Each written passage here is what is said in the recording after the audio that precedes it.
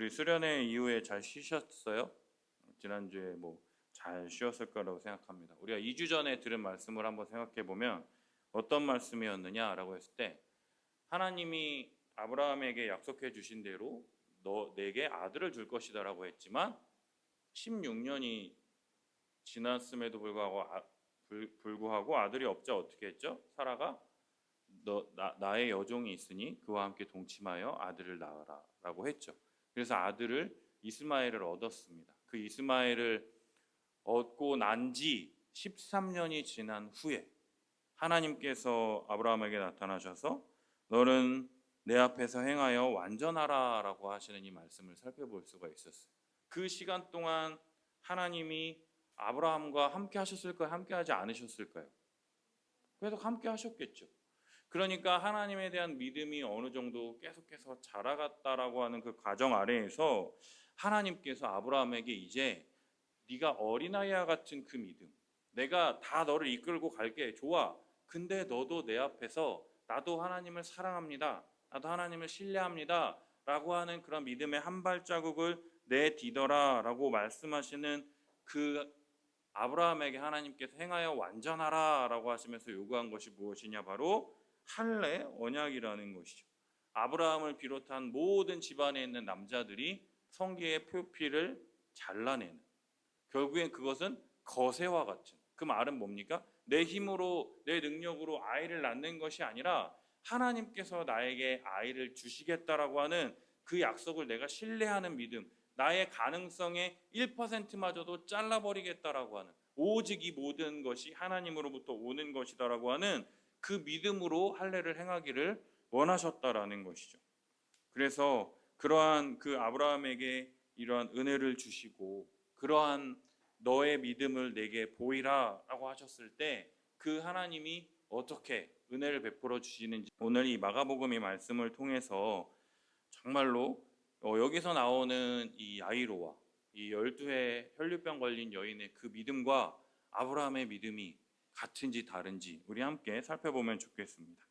첫 번째, 예수님은요 자신의 체면과 한계를 내려놓고 은혜를 구하는 자에게 풍성한 은혜를 베풀어 주십니다. 우리 함께 22절에서 24절 한번 읽어볼까요? 22절에서 24절 함께 읽습니다. 시작. 회당장 중에 하나인 야이로라 하는 이가 와서 예수를 보고 발 아래 엎드려 간곡히 구하여 이르되 내 어린 딸이 죽게 되었사오니 오셔서 그 위에 손을 얹으사 그로 구원을 받아 살게 하소서 하거늘 이에 그와 함께 가실새 큰 무리가 따라가며 애워싸 밀더라. 아멘. 회당장 중에 하나인 야이로라고 하는 사람이 예수님의 발 아래 엎드려서 간곡히 구하고 있습니다. 이 회당장이라고 하는 것이 무엇이냐라고 하면 이 회당의 관리, 지배자들로서 바리새인들로 구성되었다라는 것이. 따라서 이 회당장은 누구라는 거예요? 바리새인이라는 거예요. 이 바리새인인 이 회당장은 회당을 관리하고 예배를 순서, 작성, 질서 유지, 재판을 관장하는 장로회 출신 지도자들로서 회중들로부터 존경받는 지도자, 덕망이 높은 사람들이 바로 이 회당장을 맡을 수 있었다라는 거예요. 그냥 자격을 갖추었다라고 해서 하는 게 아니라 많은 사람들로부터 존경과 정말 그러한 말씀대로 살아가는 삶이 있어서 많은 사람들에게 존중받는 사람이었습니다. 근데 이 당시에 바리새인들이 예수님을 존경했습니까? 미워하고 시기 질투했습니까? 예수님을 미워했죠. 왜요? 자신들의 말을 듣지 않고 예수님의 말을 듣고 예수님을 다 쫓아가니까 바리새인들은 예수라고 하는 이 사람을 배척하고 멀리하고 있었기 때문에 이 바리새인이며 회당장인 야이로가 예수님께 나오는 것은 상당히 이색적인 일이라 할 수 있다라는 것이죠. 그러한 회당장 야이로가 예수님의 발 앞에 엎드려서 간곡히 구하고 있습니다. 그 구하는 내용이 무엇이냐? 내 어린 딸이 죽게 되었사오니 오셔서 그 위에 손을 얹으사 그로 구원을 받아 살게 하소서. 이렇게 말하고 있습니다. 이 회당장의 어린 딸이 죽게 되었대요. 병이 들었겠죠. 병이 들어서 죽게 되었으니까 하는 말이 뭡니까? 그에게 손을 얹어 구원을 받아 살게 하소서라고 지금 요청하고 있다라는 거예요. 누가복음 8장 42절에 보면 이렇게 되어 있습니다. 이 소녀의 나이가 이는 자기에게 12살 된 외딸이 있어 죽어감이라. 이 소녀가 12살이라는 거는 여기 42절에도 나와요. 그죠? 근데 뭐라 그럽니까? 누가복음에는 12살 된 외동딸이 있다라는 거예요. 이 야이로에게는요, 유일한 피부치, 혈족이 바로 이 외동딸, 이 딱 하나예요. 근데 자기의 체면과 많은 바리새인들이 바라보고 많은 사람들이 바라보는 중에 예수님 앞에 가서 발 아래 엎드릴 수밖에 없었던 이유가 뭐냐면 하나뿐인 외동딸, 또 피지 못한 나이, 낭랑 18세 막 이래가지고 가장 이쁠 때가 언제냐 그러면은 18세라고 막 얘기를 하는데 12살이면 아직 꽃도 피우지 못한 꽃 봉우리, 약간 이렇게 막 피우려고 하는 그 꽃도 한번 피워보지 못하고 병들어 죽어간다라는 것을 생각할 때 이 야이로는요, 예수님에 대한 소문, 이 마가복음 앞에 보면 예수님이 중풍병자를 고치시고 안식일에 손 마른 자를 고치셨다라고 하는 이 소문을 듣고 지푸라기라도 잡는 심정으로 예수님의 발 앞에 엎드려가지고 내 딸에게도 손을 얹으셔서 구원을 받아 살게 하여 주시옵소서라고 지금 간곡히 구하고 있다라는 것이죠. 하나뿐인 외동딸이 죽어가는 모습 앞에서 내가 바리새인이며 내가 회당장임에도 불구하고 자신이 아무것도 할 수 없는 한계와 이 무능력 앞에서 나의 체면과 앞뒤 사정을 생각하지 않고 오직 구원자 예수님 앞에 엎드려 도움을 구하는 이 야이로의 모습에 예수님께서 외면하지 않으시고 그와 함께 가시는 것을 볼 수 있다라는 것이죠. 우리 23절 다 함께 읽겠습니다. 시작. 간곡히 구하여 이르되 내 어린 딸이 죽게 되었사오니 오셔서 그의 위에 손을 얹으사 그로 구원을 받아 살게 하소서 하거늘. 사랑하는 여러분, 복음의 은혜는 바로 여기에서 시작되는 거예요. 내 힘으로, 내 능력으로 내 자녀를, 내 자녀의 영혼을 살릴 수 없습니다 하고 예수님 앞에 엎드리는 것이 바로 복음의 시작이라는 거예요. 회당장이에요. 덕망받는 사람이에요. 말씀을 많이 알고 있는 사람입니다. 그럼에도 불구하고 죽어가는 자신의 딸 앞에서 아무것도 할 수 없는, 그래서 생명의 주인이신 예수님 앞에 나아가 그에게 손을 얹어서 이 아이를 구원받아 살게 하소서라고 요청하는 것이죠. 예수님은 야이로의 신분이나 과거를 묻지 않으셨습니다. 바리새인들의 눈초리나 자신의 이 체면을 개의치 않으시고 절규하는, 부르짖는 이 아버지의 손을 잡아주시기 위해서 친히 그와 함께 야이로의 집으로 발걸음을 옮기셨다라는 것이죠. 예수님은 우리가 한계에 부딪혀가지고 예수님 앞에 무릎 꿇을 때 너 그동안 뭐하다 이제 왔냐 이렇게 물으시지 않는다라는 거예요. 외면하지 않으시고 우리의 삶의 그 현장으로 우리와 함께 걸어가셔서 그 문제를 해결해 주시는 분이 누구시냐? 바로 우리 주님이시라는 것이죠.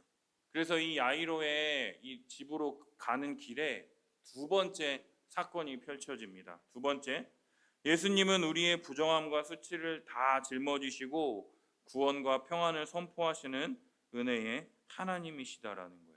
예수님이 사람들과 함께 걸어가는데 어떻게 됩니까? 큰 무리가 따라가며 에워싸 미는 거예요. 예수님을 막 쫓아가니까 예수님이 막 지하철에서 막 사람들이 밀어가지고 밀려나가는 것처럼 밀려가는 거예요. 그때 12해를 혈류증으로 알아온 한 여자가 있습니다. 근데 이 여자에 대해서 성경은 자세하게 기록합니다. 많은 의사에게 괴로움을 받았고 가진 것도 다 허비하였으되 아무 효험이 없고 도리어 더 중하여졌던 차에, 이렇게 성경은 말하고 있습니다. 이 혈류증은요, 여성들이 한 달에 한 번 걸리는 마법이 아니라 이 자궁에서 피가 멈추지 않는 질병에 걸렸다라는 거예요. 이러한 자에게는요, 레위기 15장에 보면은요, 이 정결 규례가 있습니다. 한번 들어보세요. 만일 여인의 피의 유출이 그의 불결기가 아닌데도 여러 날이 간다든지 그 유출이 그의 불결기를 지나도 계속되면 그 부정을 유출하는 모든 날 동안은 그 불결한 때와 같이 부정한즉 그의 유출이 있는 날 모든 날 동안에는 그가 눕는 침상은 그에게 불결한 때의 침상과 같고 그가 앉는 모든 자리도 부정함이 불결한 때의 부정함과 같으니 그것들을 만지는 자는 다 부정한즉 그의 옷을 빨고 물로 몸을 씻을 것이며 저녁까지 부정할 것이요 그의 유출이 그치면 이레를 센 후에야 정하리니 그는 여덟째 날에 산비둘기 2마리나 집비둘기 새끼 2마리를 자기를 위하여 가져다가 회막문 앞 제사장에게로 가져갈 것이요 제사장은 그 한 마리는 속죄제로 다른 한 마리는 번제로 드려 유출로 부정한 여인을 위하여 여호와 앞에서 속죄할지니라. 이게 뭐냐면요, 한 달에 한 번 여성에게 생기는 월경이라는 게 있잖아요. 그 월경을 행할 때 이렇게 하라는 거예요. 근데 이 여자는요, 어떻게 되는 거예요? 이 월경을 할 때도 일주일 동안을 이 여자가 만지거나 만졌던 거는 더러운 거래요. 왜냐하면 피를 흘리기 때문에. 왜냐, 피는 생명이에요. 성경에 보면 피는 생명을 나타냅니다. 근데 피를 흘린다라는 건 죽었다라는 거예요.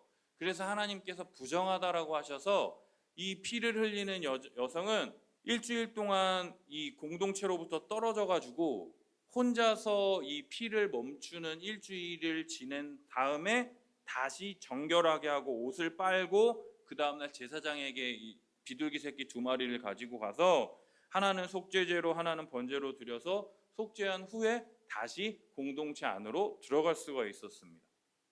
그럼 모든 여자들은 한 달에 한 번 다 이렇게 해야 되는 거예요. 피를 흘렸다라는 그것 때문에. 근데 이 여인은 어떻게 되는 거예요?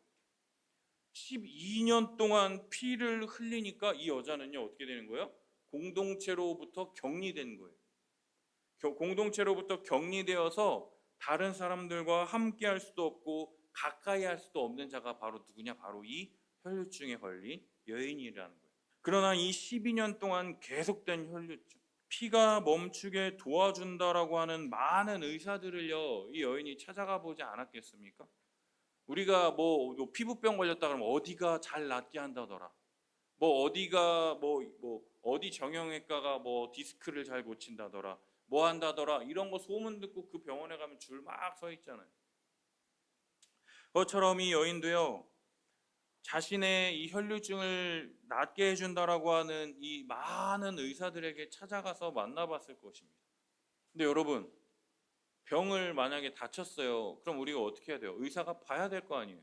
의사가 봐야 되니까 어떻게 하겠습니까? 왜 피를 흘리는지 봐야 되고 만져보기도 하고 치료도 해보기도 하고 해야 될 거 아닙니까?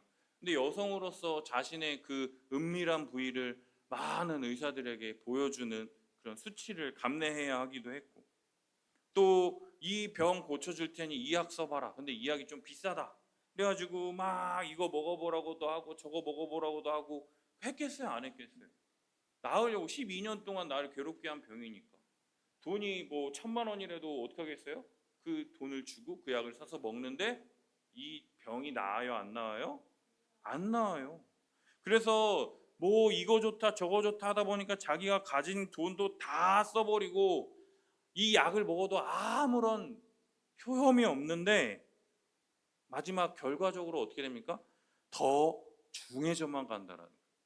피가 처음에는 조금만 나왔을 거예요. 근데 이제는요, 피가 줄줄줄줄 흐른다라는 거죠. 아무런 소망이 없는 이 여인이 마지막에 생각한 그게 무엇이냐? 우리 28절 함께 읽어보겠습니다. 시작. 이는 내가 그의 손에만 구원을 받으리라 생각함이로라. 이 여인이요, 예수님에 대한 소문을 들은 거예요.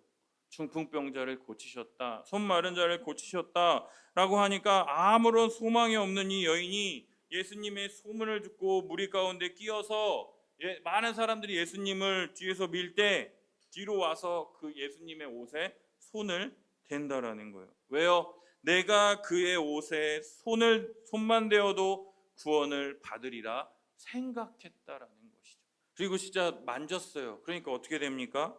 그의 혈류 근원이 곧 마름에 병이 나은 줄을 몸에서 깨달으니라. 여러분, 막 아픈 사람이 있어요. 근데 그 사람이 낫게 됐다라는 걸 어떻게 알 수가 있죠?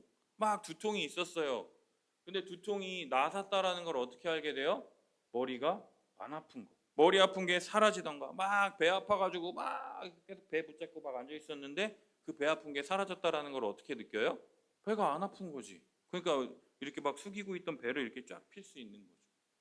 그것처럼 피가 멈추지 않고 계속해서 중해지던 차에 여자의 몸에서 피가 멈췄다라는 걸 누가 깨닫는 거예요?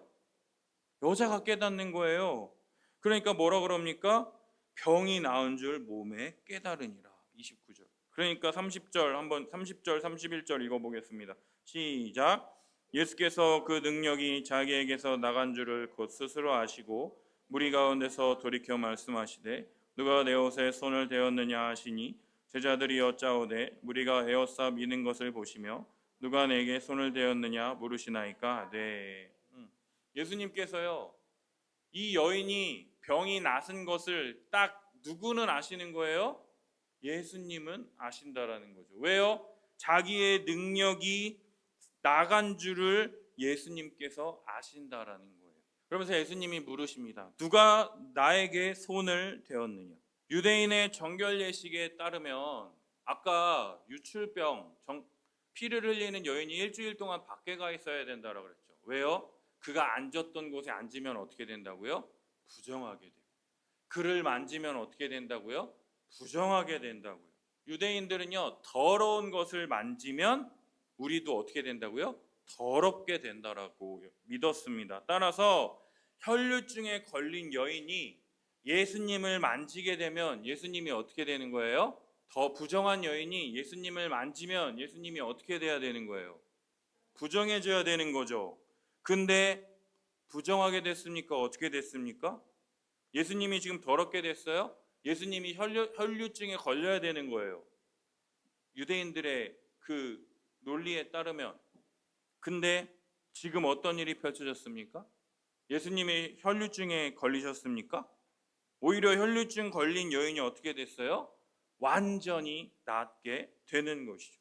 여러분, 예수님은요, 부정하게 되지 않으시고 오히려 자신의 거룩함과 능력, 생명을 여인에게 흘려보내어서 여인의 부정함을 깨끗하게 죄를 사하여 주셨다라는 거예요. 이게 바로 우리가 믿는 십자가의 복음의 은혜의 원리라는 것이죠. 예수님은 십자가에서 우리의 모든 죄와 질병, 수치와 부정함을 대신 짊어지시고 우리를 대신하여 십자가에 죽으셨습니다. 그리고 예수님이 우리에게 무엇을 주셨죠? 우리에게 자신의 의로움과 생명을 거저 주셨다라는 것이죠. 예수님은 유대인의 정결법, 정결 예식과 상관없는 모든 것을 고치시며 회복하시는 전능하신 하나님, 그 능력의 하나님으로서 그분을 만지면 그분의 옷에 손만 대어도 깨끗하게 하시는 전능하신 하나님이라는 거예요. 아무리 부정한 것이라고 할지라도 예수님께 손만 대기만 하면 어떻게 되는 거예요? 깨끗하게 되고 나음을 얻게 된다라는 것이죠. 그렇다면 예수님은 도대체 왜 누가 내 몸에 손을 대었느냐라고 계속해서 물으시며 찾으시는 그 이유는 무엇일까요? 예수님이 누가 내 몸에 손을 대었느냐라고 하시면서 계속 둘러보니까 어떻게 합니까? 33절 읽어보겠습니다. 시작. 여자가 자기에게 이루어진 일을 알고 두려워하여 떨며 와서 그 앞에 엎드려 모든 사실을 여쭈니. 예수님의 옷에 손을 댔던 여인은요, 두려워 떨며 예수님 앞에 엎드려서 모든 사실을 고백합니다. 당시에 부정한 자로서 이 정결법에 따라서 일주일 동안 격리된 곳에 가서 살다가 깨끗하게 된 후에야 들어올 수 있다라 그랬잖아요. 제사장에게 이 비둘기 2마리를 제사를 드린 후에. 근데 그렇지 않고 군중 속에 들어왔다가 그것이 만약에 들통이 나면 어떻게 되냐면 가혹한 사회적 처벌이 있었다라는 거예요. 첫 번째로 사회적으로 격리되는 거예요. 출교된다라는 거예요. 유대 회당과 공동체에서 완전히 정죄받고 쫓겨납니다. 너는 이 이스라엘 백성에서 끊어지리라. 아까 말했던 할례를 행하지 않으면 끊어진다라 그랬잖아요. 그거랑 똑같이 하나님 앞에서 이 이스라엘 모든 공동체 앞에서 정죄받고 쫓겨난다라는 거예요. 그러면서 심지어 그의 가족과 그의 이웃과 모든 교류가 끊어지며 법적, 사회적 보호를 전혀 받지 못하는 상태가 됩니다. 그래서 이 정결법이 굉장히 유대인들에게 중요했어요. 그리고 두 번째 뭡니까? 군중 폭행과 돌팔매질을 당할 수 있게 되었다라는 거예요. 왜냐? 자신들이 그 여자와 함께 지나가다가 이렇게 살짝 부딪혀봐요. 그럼 어떻게 되는 거예요? 자기가 부정하게 되니까.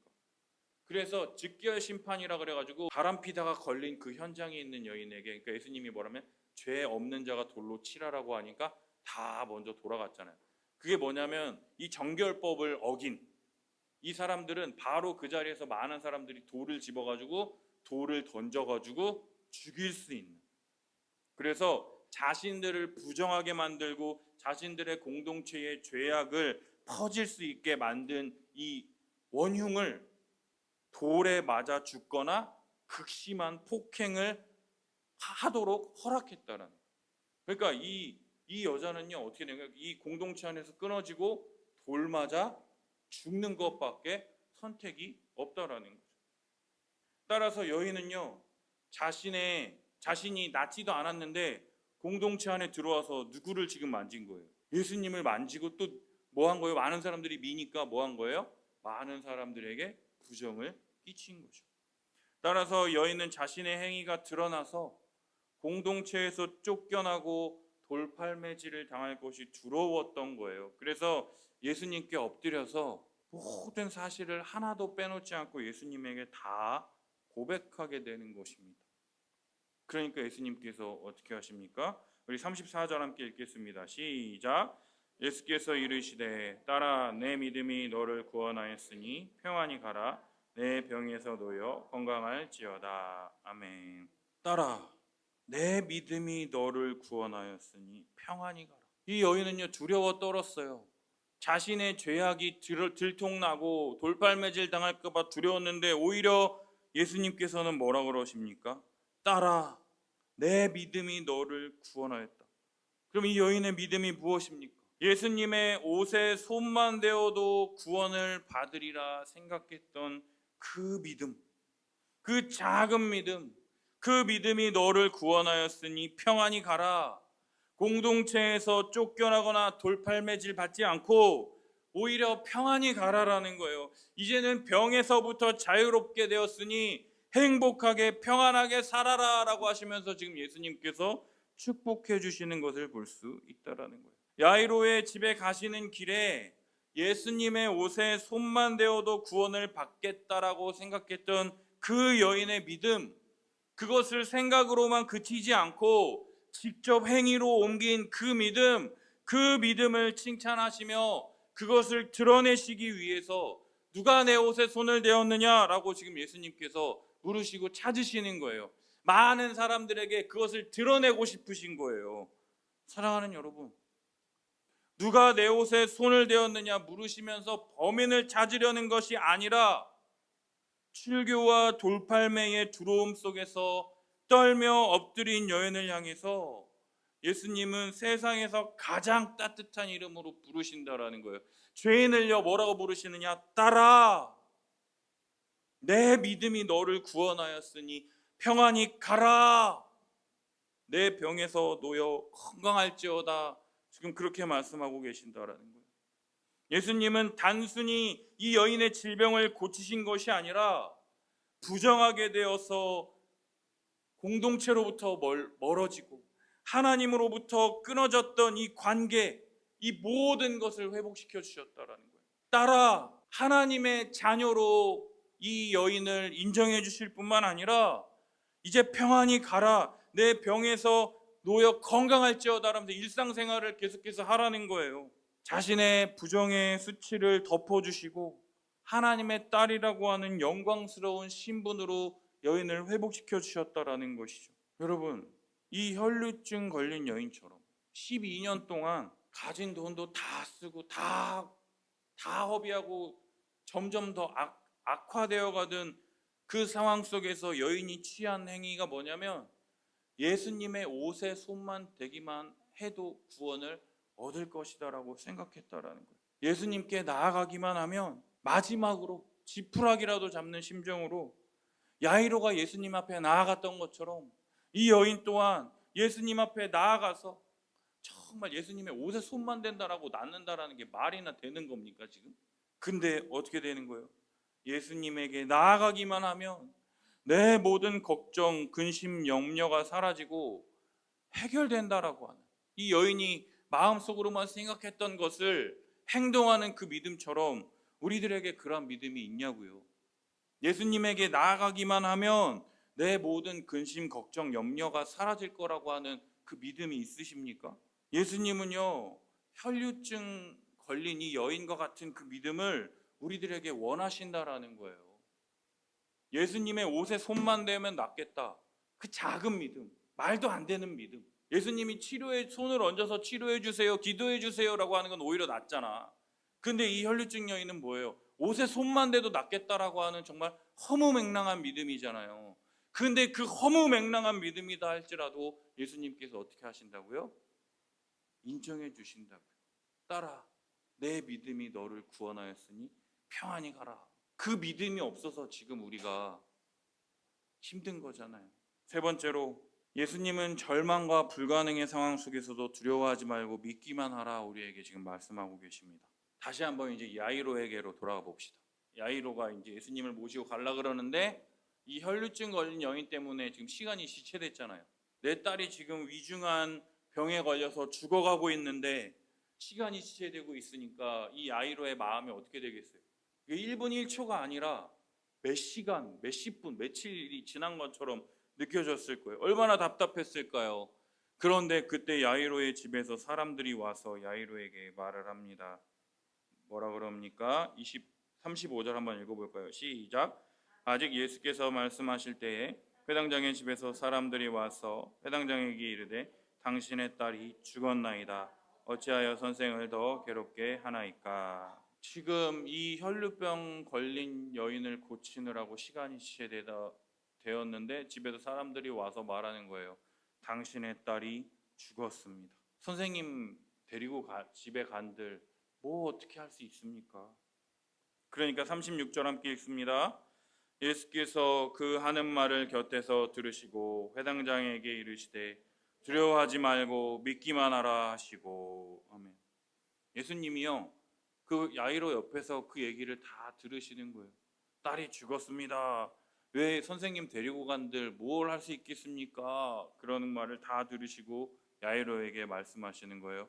두려워하지 말고 믿기만 하라. 자기 딸이 죽었다라는 소식을 들은 그 아버지, 외동딸 12살밖에 안 된 그 외동딸이 죽었다라고 하는 그 아버지에게 예수님이 하시는 말씀이 무엇이냐? 두려워하지 말고 믿기만 하라라는 거예요. 그 예수님의 이 말씀 이후에 야이로의 반응에 대해서 성경은 기록하지 않습니다. 하지만 예수님의 행동에 대해서 기록합니다. 예수님이 베드로와 야고보, 요한에게 요한 외에 아무도 따라옴을 허락하지 않으십니다. 예수님의 3인방 수제자 베드로, 야고보, 요한, 제자 12명의 제자 중에 1, 2, 3, 그 3명의 제자들만 데리고 야이로의 집에 가십니다. 야이로의 집에 가니까 사람들이 막 떠들고 있고 뭐 하는 거예요? 울며 심히 통곡함을 예수님께서 보고 있습니다. 왜 울며 심히 통곡하고 있을까요? 12살밖에 안 된 어린애가 죽었으니까 가족들이 막 우는 것이겠죠. 그리고 사람들이 왜 떠들겠습니까? 아이고, 이 젊은 애가 이렇게 어찌 돼가지고 이렇게 죽었을까? 아이고 막 떠드는 거예요. 그러니까 예수님께서 뭐라 그러시느냐? 39절 함께 읽어보겠습니다. 시작. 들어가서 그들에게 이르시되 너희가 어찌하여 떠들며 우느냐? 이 아이가 죽은 것이 아니라 잔다 하시니. 예수님이 지금 뭐라 그러고 계세요? 이 아이가 죽은 것이 아니라 뭐 한다고요? 자고 있대요. 지금 자고 있대요. 40절 읽어보겠습니다. 시작. 그들이 비웃더라. 예수께서 그들을 다 내보내신 후에 아이의 부모와 또 자기와 함께한 자들을 데리시고 아이 있는 곳에 들어갔어요. 죽은 것이 아니라 뭐 한다고요? 잔다라고 하니까 사람들이 뭐 하는 거예요? 비웃고 있어요. 지금 사람이 죽었는데 뭐 잔다고? 비웃고 있습니다. 그러니까 예수님이 뭐 하는 거예요? 그 집안에 있는 모든 사람들을 다 내보내십니다. 다 나가! 한 다음에 예수님이 3명의 제자와 아이의 부모와 또 이 3명의 제자들만 데리고 아이 있는 곳에 들어가십니다. 그리고 어떻게 합니까? 그 죽은 아이의 손을 잡으시고 예수님께서 말씀하십니다. 달리다 굼. 이 말의 뜻은 뭡니까? 내가 내게 말하노니 소녀야 일어나라 라고 말씀하시니까 그 소녀가 어떻게 됩니까? 42절 한번 읽어보겠습니다. 시작. 소녀가 곧 일어나서 걸으니 나이가 12살이라 사람들이 곧 크게 놀라거늘 소녀야 내가 내게 명하노니 소녀야 일어나라 라고 하시니까 소녀가 일어나 걷게 된다라는 것이죠. 죽은 것이 아니라 잔다. 사람들은요 미친 거 아니야 라고 하면서 비웃는 거죠. 사람이 죽었는데 잔다라고 하니요. 그러니까 예수님이요 그곳에 들어가셔서 이 아이의 손을 잡는 거예요. 근데 여러분 예수님이요 이 아이로에게 당신의 딸이 죽었습니다 라고 말했을 때 뭐라고 말했죠? 두려워 말고 믿기만 하라. 두려워 말고 믿기만 하라. 내 아이에게 손을 얹어 구원을 얻게 하소서라고 찾아와서 예수님의 발 앞에 엎드렸던 그 야이로에게 두려워 말고 믿기만 하라라고 지금 다시 한번 요청하신다라는 거예요. 야이로의 이 작은 믿음, 손을 얹어서 구원을 얻게 하소서. 처음 가졌던 그 믿음, 그러나 아이가 죽었다는 소식을 듣고 절망에 빠질 뻔한 야이로에게 예수님께서 두려워 말고 믿기만 하라 말씀하시며 흔들리는 그의 마음을 붙잡아 주시는 것입니다. 예수님께서 그 아이의 손을 잡고 소녀야 일어나라 말씀하셨을 때 소녀가 일어나 걷게 됩니다. 그러자 예수님께서 일어나 먹을 것을 주라 말씀하시는 것이죠. 예수님은 비웃는 자들을 다 내보내시고 죽은 아이의 손을 잡아 일으키셨습니다. 율법상 시체를 만지는 것도 부정한 행위이지만 그러나 생명의 주인이신 예수님께서 손을 잡으시는 그 순간 죽음의 권세는 떠나가고 생명이 임했습니다. 달리다 굼 내가 내게 명하노니 소녀야 일어나라. 죽은 소녀가 즉시 일어나 걷게 됩니다. 잔다 말씀하셨던 예수님의 말씀대로 소녀를 죽음에서 깨우신 것입니다. 그리고 크게 놀란 자들을 향하여 소녀에게 먹을 것을 주라 말씀하시는 것이죠. 사랑하는 여러분, 예수님의 구원은 관념적인 것, 나와는 아무런 상관이 없는 것이 아니라 우리의 삶과 우리의 영혼을 실제로 살리고 돌보시는 구체적인 은혜입니다. 사랑하는 여러분, 예수님은 우리들에게 두려워 말고 믿기만 하라고 요청하십니다. 오늘 본문에 나오는 회당장 야이로나 혈루증 여인이 보여준 믿음은 그들 스스로 만들어낸 대단한 공로가 아닙니다. 절망의 끝에서 오직 예수 그리스도 외에는 소망이 없음을 깨닫고 그분의 은혜를 바라보며 나아간 가난한 아무것도 별 볼 일 없는 믿음, 작은 믿음이었습니다.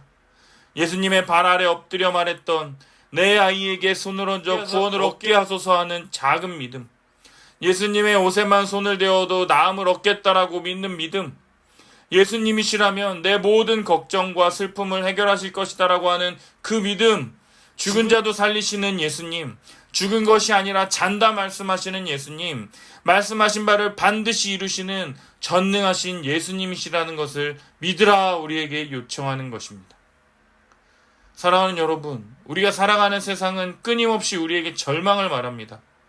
12해를 혈루증을 앓아온 여인처럼 아무리 애를 써도 해결되지 않는 삶의 문제와 한계 앞에서, 또는 야이로처럼 이제 늦었다, 아무런 소망이 없다 느껴지는 절망의 소식 앞에서 우리는 두려워하고 낙심합니다. 그러나 주님은 우리의 부정함과 한계를 탓하지 않으시고 도리어 우리의 수치와 죄를 짊어지시기 위하여 우리를 찾아오십니다. 그리고 흔들리는 우리를 향해 말씀하십니다. 두려워하지 말고 믿기만 하라. 내 힘과 능력, 체면만을 의지하던 삶을 내려놓고 전능하신 주님의 발 앞에 납작 엎드립시다. 주님의 옷자락에 손만 대어도 나으리라라고 하는 믿음으로 나를 온전케 하시는 십자가의 은혜의 보좌 앞으로 나아갑시다. 세상이 불가능하다고 비웃을 때 죽은 자를 살리시며 달리다 굼 외치시는 생명의 주님을 온전히 바라봅시다. 하나님께서 아브라함에게 언약의 신실하신 하나님 자신을 바라보게 하셨듯이 오늘 예수님은 십자가의 은혜로 우리를 초청하고 계십니다. 아브라함에게 믿음의 도약, 어린아이와 같은 믿음이 아니라 언약에 신실하신 하나님에 대한 믿음을 통해서 내가 언약에 신실한 것처럼 너 또한 믿음의 발걸음을 내디뎌 봐라 라고 요청하셨던 하나님께서 예수님의 십자가의 은혜를 통해서 혈류증 여인과 야이로가 가졌던 작은 믿음을 우리에게 요구하시며 우리를 은혜의 자리로 초청하십니다. 오늘 하루 내 문제보다 크신 은혜의 하나님, 절망을 생명으로 바꾸시는 전능하신 예수 그리스도를 바라봄으로 참된 평안과 행복을 누리는 거룩한 한 주간의 삶이 되시기를 예수님의 이름으로 축복합니다.